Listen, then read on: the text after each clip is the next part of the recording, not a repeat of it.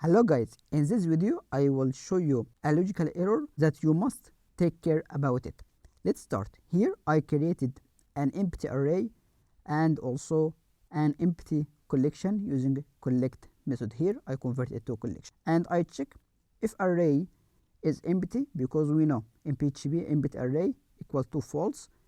If not true or if equal to false, return array is empty. Let's back and see result, refresh, and here is array is empty, right?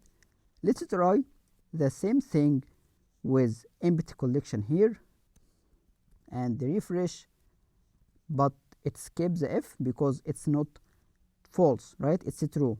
Why? Because if we die and dump this empty collection here, refresh again, it's object and has two properties. That means it's not false, it's true.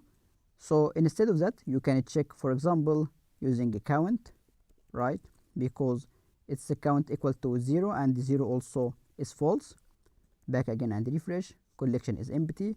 Or you can use this method, empty or is not empty, not is not empty, refresh. Or you can use here remove exclamation mark and use is empty if collection is empty method, refresh, and it works. So you must take care about this point. Here is our tip about today. Support me by clicking on like, share and subscribe. See you in next videos.